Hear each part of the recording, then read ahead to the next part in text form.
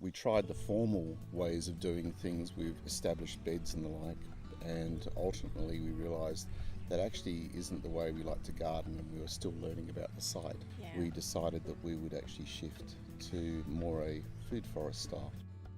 All up, we've probably got about 30 trees really there that are producing some sort of fruit. So my name is Jess. I come from New Zealand originally. It's all about having the best quality food for myself and my family and for other people, because I love to share. On the side, I had an interest in gardening and setting up natural systems. A couple of years ago, I completed a Permaculture Course, which really solidified that.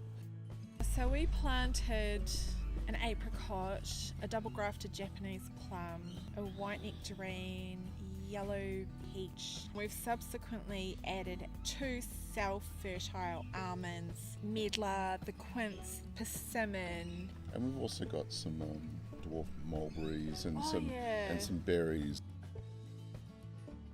I think that's important, that it's like when you're living in a suburban environment, it's not about being self-sufficient, but you can be community sufficient, and through sharing with your neighbours, either next door or through an online community, you can get access to a whole lot more than what you can just have on your own property. So I've been very lucky to have a friendship with my neighbour across the road, and she's got a magnificent garden.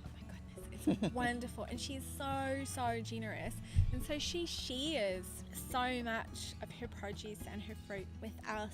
So we often have the sour cherry harvest in December, and we'll all go over and pick, and then we even invited one of my other neighbours, and we had like a huge cherry processing day where we sat around and chatted and picked kilos and kilos of sour cherries and make jam and freeze them and dry them, and it's like more than one person could do. It's more than 2 people can even manage by themselves. We've found that tree needs at least 3 people to deal with it. And traditionally that's what you did. Exactly. You all got together and you picked and processed things, and then you all shared in the benefit of that, and then you did the next thing.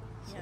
And it is way more fun doing it together than sitting by yourself in the kitchen just being like, oh my goodness, I'm so bored of pipping. And then those bonds of friendship, feeling of community. It is really good to go and do a class about how to prune, because when we first bought our fruit trees, I had no idea what I was doing, and I pruned them backwards. So now I'm trying to recover them from my terrible first attempts at pruning. But yeah, we just get stuck in. So this morning I was up early and started doing a whole bunch of stuff, and then Rob came out and he kind of took over sweeping and clearing, and I was like, oh good, so now I'll move on to my next job. There's so much to do. It's never ending, and so the garden's kind of always in this process of becoming, and there's always more to be done. And it's really interesting to see other people's perspectives on it, because often my friends will come over and they'll look out the window or go out into the garden and they'll say, oh my gosh, your garden is so lush, I really love it. And when I look at it, I'm like, oh, it's such a mess, and I've got all these jobs to do. All I see is all the next jobs to be done, and so sometimes I don't appreciate what is actually there already. We might sit down and have a bit of a planning session, an impromptu planning session of a list of half a dozen things, and then we might only do 3 of those things, but we've at least progressed. This morning I went out into the garden and I picked multiple different kinds of herbs, multiple different green leafy vegetables, to come inside and make an omelette with eggs from our chickens, and know that more than half of that meal was from our garden. That's just so satisfying to me.